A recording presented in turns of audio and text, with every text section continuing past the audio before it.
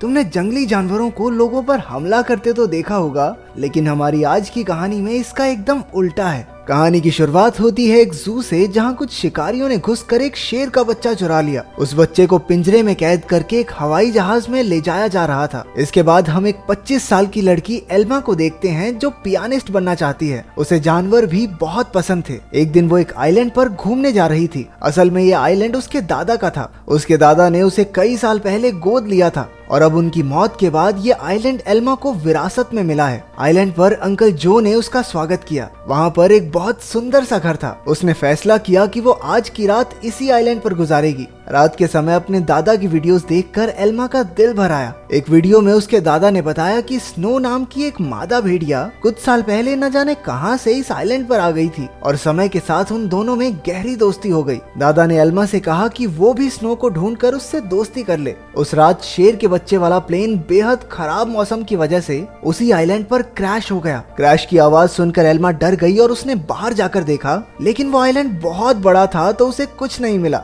अगली सुबह चार्ल्स और एली नाम के दो नौजवान वहां आए। उन्होंने स्नो को कैद करने के लिए जाल बिछा दिया। असल में वो भेड़ियों के पार्क के मालिक थे और उसके लिए स्नो को पकड़कर ले जाना चाहते थे। कुछ देर बाद स्नो जाल में फंस गई, लेकिन अपनी सूझबूझ से चार्ल्स और एली के आने से पहले ही वो जाल काटकर भाग निकली। फिर वो तैरकर आइलैंड की दूसरी ओर जा पहुंची, जहां उसकी मुलाकात एल्मा से हुई। पहले तो एल्मा घबरा रही थी, लेकिन फिर उसने अपने दादा की बात याद की और स्नो को पुचकारने लगी। कुछ देर बाद एल्मा प्लेन क्रैश की जगह पर पहुंची। खुशकिस्मती से शेर के बच्चे को कोई चोट नहीं पहुंची थी। वो एक पक्षी के घोंसले में गिर गया था, लेकिन पक्षी ने उसे नीचे धक्का दे दिया और इसके बाद वो सीधा जाकर एल्मा की गोद में गिरा। एल्मा भी उसे अपने साथ घर ले आई। उसी वक्त स्नो भी अपने छोटे बच्चे के साथ घर में आ गई। घर में 3 प्यारे जानवर देखकर एल्मा बहुत खुश थी। उसने तुरंत अंकल जो को बुलाया, लेकिन उन्होंने एल्मा से कहा कि इन खतरनाक जानवरों को घर में रखना ठीक नहीं है, तुम्हें इन्हें जू वालों को दे देना चाहिए।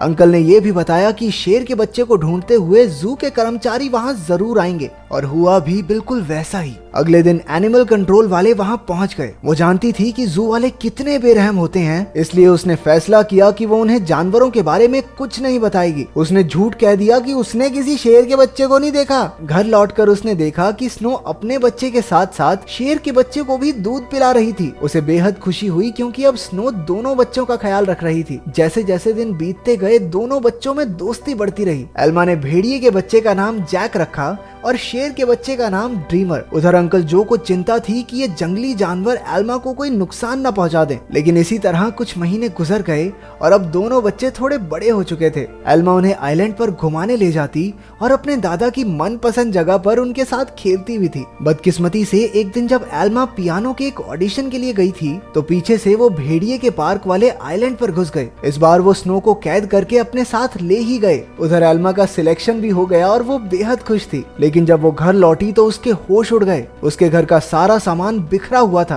क्योंकि दोनों बच्चे भूख की वजह से परेशान हो गए थे। एल्मा ने स्नो को ढूंढने के लिए पूरा आइलैंड छान मारा, लेकिन स्नो तो वहाँ थी ही नहीं। अब उसे ही बच्चों का पेट भरना था, इसलिए उसे ना चाहते हुए भी अपनी पियानिस्ट की नौकरी छोड़नी पड़ी। एक दिन अंकल जो फिर से वहाँ आए और खूंखार जानवरों को अब तक वहाँ देखकर गुस्से से भर गए। उसने एल्मा से उसी वक्त जानवरों को जू में भेजने को कहा, लेकिन एल्मा ने उन्हें समझाया कि उसके दादा की यही इच्छा थी कि वो जानवरों के साथ रहे, और फिर जू में न जाने इन मासूमों पर कितने अत्याचार होंगे। आखिरकार अंकल जो भी मान गए और एल्मा को गले से लगा लिया। अब उनका सारा समय जानवरों को खाना खिलाने और उनका पूरा ध्यान रखने में जाता था। एल्मा को जैक और ड्रीमर से बहुत प्यार था और बदले में जानवर भी उस पर जान छिड़कते थे। देखते ही देखते 1 साल गुजर गया और अब दोनों जानवर बड़े हो गए थे। अंकल जो शहर से उनके लिए मांस लाया करते थे, लेकिन उनके पास जाने में उन्हें डर लगता था। उन्होंने फिर से एल्मा को समझाया कि इनके साथ रहना खतरे से खाली नहीं है, लेकिन एल्मा किसी कीमत पर उन्हें छोड़ने को तैयार ही नहीं थी। एक दिन एक माँ बेटी कश्ती में आइलैंड के नजदीक आए। उन्हें देखकर जैक उनके पास जाने लगा। जैसे ही एल्मा ने ये सब देखा, वो जैक को रोकने के लिए भागी, लेकिन वो एक पत्थर से टकराकर नीचे गिर गई और उसके सर में चोट लगने की वजह से वो उसी वक्त बेहोश भी हो गई। वो माँ बेटी ये सब नहीं देख पाई और वापस कश्ती में चली गई। कुछ ही देर में जैक और ड्रीमर एल्मा के पास आए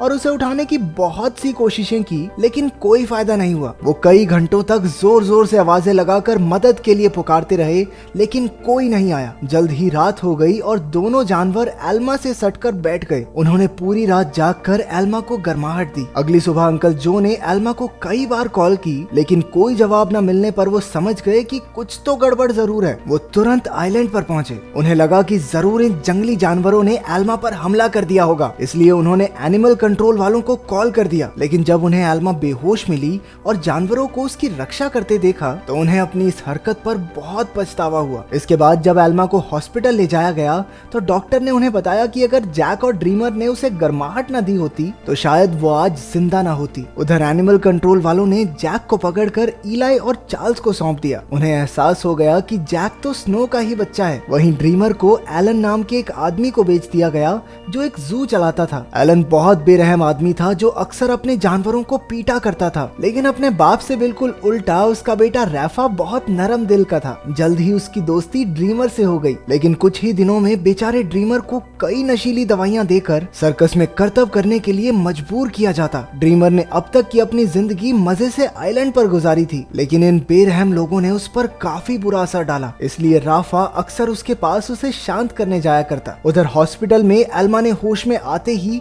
जैक और ड्रीमर के बारे में पूछा। अंकल जो ने भारी दिल के साथ उसे सब सच बता दिया। जैसे ही एल्मा हॉस्पिटल से बाहर आई वो सीधा एनिमल कंट्रोल के दफ्तर में पहुंची। उसे पता चला कि जैक को तो भेड़ियों के पार्क में भेज दिया है और ड्रीमर को उन्होंने एक सर्कस ग्रुप को दे दिया था। ये सुनते ही वो गुस्से से भर गई और ऑफिसर पर चिल्लाने लगी, लेकिन अंकल जो ने उसे शांत किया। कुछ समय बाद एल्मा ने एली को फोन करके जैक के बारे में पूछा। एली ने बताया कि जैक बहुत खुश है और यहाँ उसके कुछ दोस्त भी बन गए हैं। इससे एल्मा को थोड़ी तसल्ली मिली, लेकिन अब भी वो ड्रीमर के लिए बहुत परेशान थी। अगले कुछ हफ्तों तक वो शहर की हर एक सर्कस में गई और सबसे ड्रीमर के बारे में पूछताछ की, लेकिन कुछ हाथ नहीं लगा। उधर ड्रीमर की वजह से एलन की मोटी कमाई होने लगी थी। ड्रीमर जल्द ही स्टार लॉयन के नाम से मशहूर हो गया। एक दिन ड्रीमर का सर्कस ग्रुप भेड़ियों के पार्क के पास से गुजर रहा था और जैक ने तुरंत अपने बचपन के दोस्त को पहचान लिया। जैक अपनी सूझबूझ से पिंजरे से बाहर निकल गया। एली ने जब ये देखा तो वो समझ गया कि जैक बेहद समझदार है और वो जरूर कुछ ना कुछ ढूंढ रहा है। जल्द ही जैक उस तक पहुंच गया जिसे वो ढूंढ रहा था। उसने बड़ी चालाकी से ड्रीमर को भी पिंजरे से छुड़ा लिया। इतने महीनों के बाद एक दूसरे से मिलने पर दोनों जमकर खेले। जब एलन को ड्रीमर के भागने का पता चला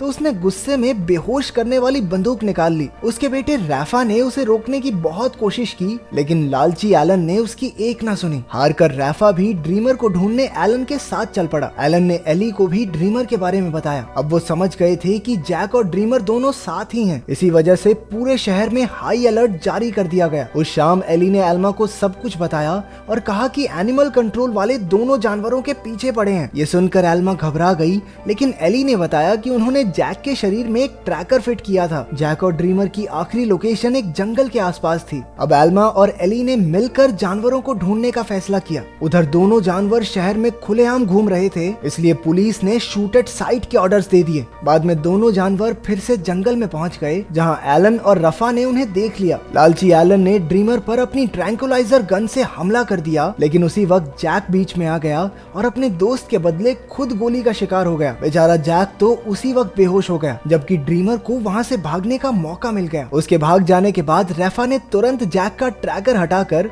उसे एक दवाई दे दी, जिससे बेहोशी की गोली का असर खत्म हो जाए। कुछ देर बाद बाप बेटा एक बार में पहुंचे और एली और एल्मा भी एक ट्रैकर के जरिए उन तक पहुंच गए। एलन ने उनसे कहा कि उसके पास कोई ट्रैकर वगैरह नहीं है और उन्हें बाहर भेज दिया, लेकिन समझदार रैफा ने बाथरूम का बहाना बनाकर एली और एल्मा को सब सच बता दिया। वो उन्हें जंगल में ले गया, जहां आखिरकार उन्हें ड्रीमर मिल गया। इसके बाद ड्रीमर उन्हें एक झोपड़ी में ले गया, जहां जैक आराम कर रहा था। खुशकिस्मती से उसे सही टाइम पर होश आ गया था, लेकिन तभी उन्हें पुलिस के आने का शक हुआ तो एल्मा ने दोनों जानवरों को खुफिया रास्ते से भगा दिया। अब आइलैंड तक पहुंचने के लिए उन्हें सिर्फ एक नदी पार करनी थी। पुलिस से बचने का एक यही रास्ता था, लेकिन वहाँ कोई कश्ती नहीं थी, इसलिए सबको तैर कर ही जाना होगा। जैक तो उसी वक्त फुर्ती से नदी में तैरने लगा, लेकिन ड्रीमर पानी से डरता था। एल्मा ने उसे हिम्मत देने की बहुत कोशिश की, लेकिन ड्रीमर वापस जंगल की ओर मुड़ गया। जैसे ही जैक और एल्मा तैर रहे थे, उन्हें बंदूक चलने की आवाज सुनाई दी। इसका मतलब ये था कि ड्रीमर अब इस दुनिया में नहीं रहा। आइलैंड पर पहुंचकर एल्मा फूट फूट कर रोने लगी, लेकिन ड्रीमर अचानक उसके सामने आ गया। असल में वो जंगल में पुलिस वालों को भटकाने के लिए गया था। उसे जिंदा देखकर सभी खुशी से झूम उठे। आखिर एल्मा ने जैक और ड्रीमर के लौटने की खुशी में पार्टी में पियानो बजाया। अब उनका परिवार पूरा हो गया था।